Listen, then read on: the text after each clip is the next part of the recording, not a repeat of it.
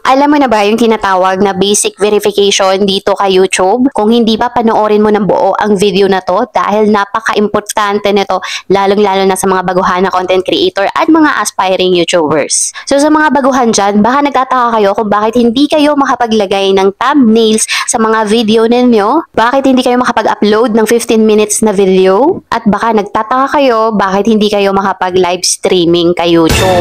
Yun ay dahil hindi pa po kayo verified or hindi nyo pa po nagagawa itong basic verification dito kay YT. Hello guys! Welcome back sa aking channel. Kung bago ka dito, ako si Jem at nagbibigay ako ng mga tips para sa mga aspiring YouTubers. So, ginawa natin yung video na to dahil meron ako nababasang mga comment na hindi sila makapag-live sa kanilang mga channel, and meron din akong nababasa na hindi sila makapaglagay ng thumbnail nila sa mga videos nila. Baka naman po kasi hindi pa po verified yung inyong mga YouTube channel. Kaya sa video na to, ituturo natin yung step by step kung paano itong basic verification kay YouTube. So, ito yung mga steps, mga ma'am sir, para ma-access ninyo yung mga features katulad ng mga pagla-livestream at paglagay ng mga custom thumbnails at makapag-upload ng mahabang video sa inyong mga channel. So, pumunta lang po kayo sa inyong YouTube verification page. So, yan po ay www.youtube.com/verify. So, kapag nandyan na po kayo, pangalawang gagawin ninyo, kailangan yung piliin yung bansa na kung saan kayo naroroon. At pangatlo, piliin yung paraan ng inyong verification. May dalawang pagpipilian. Una is through text message. Pangalawa is through voice call. So, pang-apat na gagawin ninyo, kapag nakapili na kayo ng paraan ng verification ninyo, so pang-apat ilalagay nyo na yung inyong phone number. At ang pang-lima na gagawin mo is i-enter mo lang yung 6-digit code na ipapadala ni YouTube doon sa phone number mo. And kapag tama, verified na po yung account ninyo. So kapag verified na yung account ninyo mga ma'am sir, ganito na yung makikita ninyo. Once na pumunta kayo sa inyong YouTube verification page, ganyan na po yung makikita ninyo. So ayan mga ma'am sir, ganyan lang kadali itong basic verification na to para ma-access po ninyo yung mga features dito kay YouTube. Katulad ng pagla-livestream, paggawa or paglagay ng mga customized thumbnails at pag-upload ng mahahabang videos. Sa live streaming kasi mga ma'am sir, noon kasi meron kasing required na number of subscribers, pero sa pagkakaalam ko ngayon sa bagong update ni YouTube is wala nang required na number of subscribers para makapag live stream po kayo. Yung kinakailangan lang is kailangan yung ma-verify yung inyong mga channel at mag-antay ng 24 hours bago kayo makapag-live. So ngayon, proceed naman tayo doon sa mga cases na, ma'am, papaano kung hindi na-approve yung verification namin or hindi kami hindi ma-verify yung phone number namin. So ganito po yung gagawin ninyo, yung mga kailangan yung i-double check. So, bakit hindi na-approve? So, unang-una dyan, i-check ninyo, baka mali or expired na yung code na nailagay ninyo. Kasi may time lang yung code. Kailangan mabilisan makuha nyo yung code and kailangan pasok siya doon sa time na ibinigay ni YouTube para ma-enter ninyo yung code. Pangalawang rason bakit hindi po na-approve is baka po yung phone number na nilagay ninyo is paulit-ulit nyo nang ginagamit sa iba't iba ninyong mga channel. I mean, paulit-ulit ninyong ginamit yung phone number na yon sa sobrang daming account. At baka yan yung dahilan bakit hindi kayo na-approve sa basic verification. At yung pangatlo, yung tinatawag nilang baka virtual number yung ginamit kaya hindi po tinatanggap.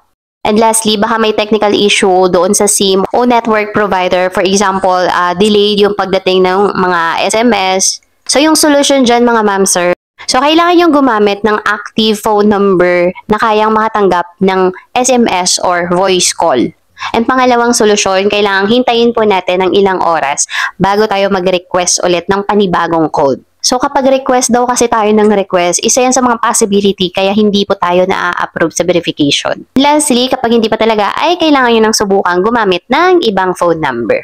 Also po, pwede rin mga ma'am sir na baka po mali yung pag-type ninyo ng inyong phone number. And yes, po pwede rin kasi na yun yung reason kaya po hindi po tayo ma-verify kasi kailangan po is tama yung format ng phone number na i-input natin doon sa verification. And honestly, yan yung nangyari sa akin noon nung bine-verify ko yung aking channel. So, mali yung pag-input ko ng aking phone number. So, doon sa field ng phone number, mga ma'am sir, ilagay ninyo yung mobile number nyo na wala yung unang zero. So, halimbawa, yung phone number ninyo ay 091234567889.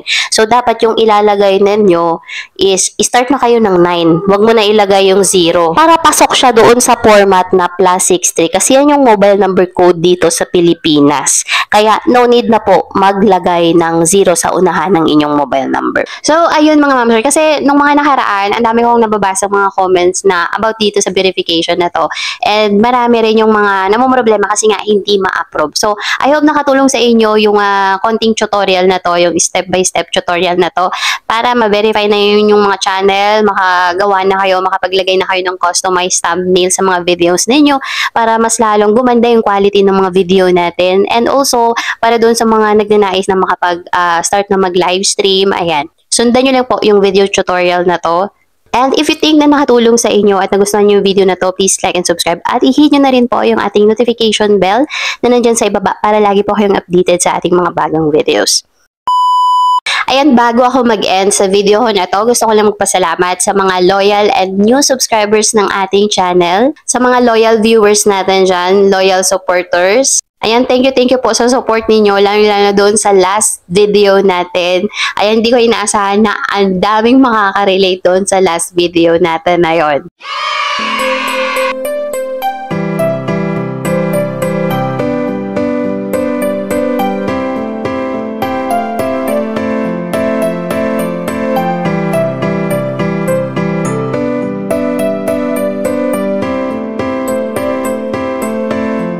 Sabi ko nga sa mga baguhan, okay lang yan guys, kahit na medyo mabagal yung usad o yung improvement ng channel natin. As long as nagtatry tayong i-improve and as long as hindi against sa community guidelines ni YouTube yung mga pinanggagawa natin at hindi illegal. Wala kayong dapat ikabahala sa safety ng channel ninyo. So, ayun lang mga ma'am sir. Thank you for watching and see you on my next video. Bye po!